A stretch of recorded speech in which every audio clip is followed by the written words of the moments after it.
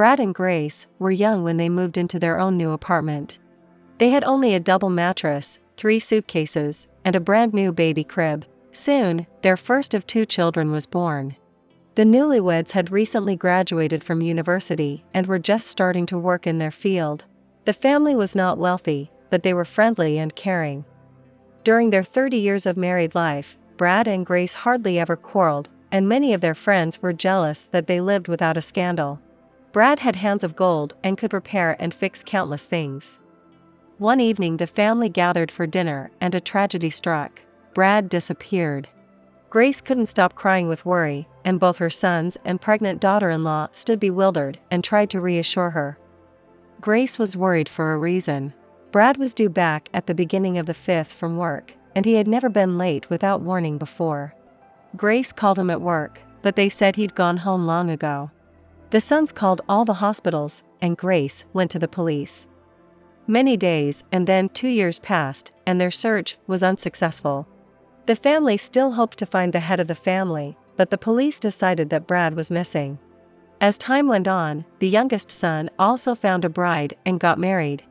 Soon their firstborn son was born and was named Brad after his missing grandfather. And there had been no word from Brad for a long time. The hope that he would return began to fade. To support the mother, her sons visited her often and brought her grandchildren to dispel her sadness and yearning for her husband, with whom she had lived many happy years. In the meantime, there was one more person in the company of local homeless people. A couple of homeless men found him beaten and unconscious in a wooded area outside of town. When they searched him, the man moved and gave signs of life. The homeless felt compassion for the man and somehow dragged him to their shelter. There they provided first aid to the man they found, bandaged his head and hands with rags to heal his bruises and wounds. They did not leave him to his fate, but helped him in any way they could and then fed him every day. The man slowly began to come to his senses, but he could not remember his name or address. He did not even remember if he had a family. When the man fully recovered, he did not beg with other vagrants. But he was very good at fixing things and repairing furniture. He made a cot out of wooden crates. At the garbage he found old chairs and a table, repaired them and began to use. All this time he stayed without a name or memory. One of the homeless people, who was a former musician of the Philharmonic and who had turned into a vagabond in a few years because of his drinking problems, called the man Mr. X. So the name stuck to him, and everyone pronounced it with respect. Mr. X had some dignity, calmness and goodwill toward homeless people, and in general toward people, cats and dogs. Mr. X might not feed himself, but he could not leave his dog hungry. Cats and dogs accompanied him when he went to the town dump, and in their company he felt relatively safe. Summer was coming, the 3rd summer of Mr. X's homeless life, and he decided to build himself a secure hut. Mr. X found a good spot not far from an unpopular beach. The beach was not suitable for swimming and people were almost never there. When the man told his neighbors about it and asked them to help him set up his new place, they all amicably began to help. And Mr. X led and guided them. First they were looking for thick branches, then for flooring. And after that Mr. X started looking for furniture at the dump, in the dumpsters, and in the yards of houses where old furniture was often put out. It took Mr. X a week, but he found something worthwhile. 3 chairs, which only need to have their legs reinforced, and a sturdy and whole mattress. There was also a nightstand in one yard. It was made of thick wood, so it was very heavy.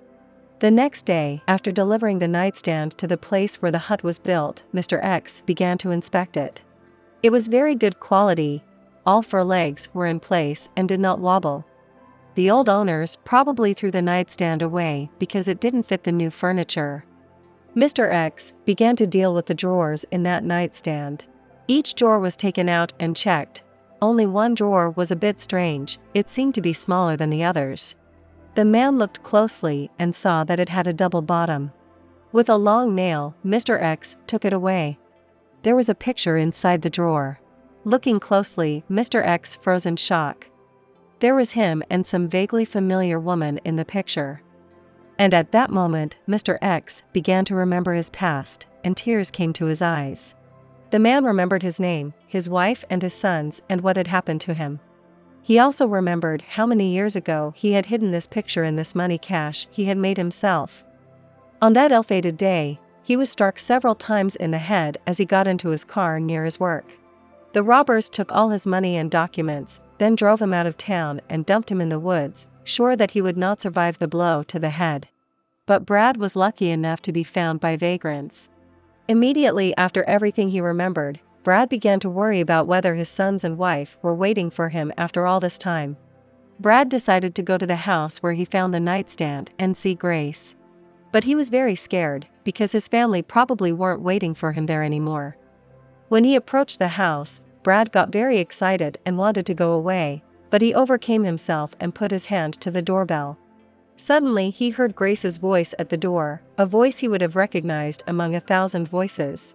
The door opened, and his wife appeared before him, thin and sad.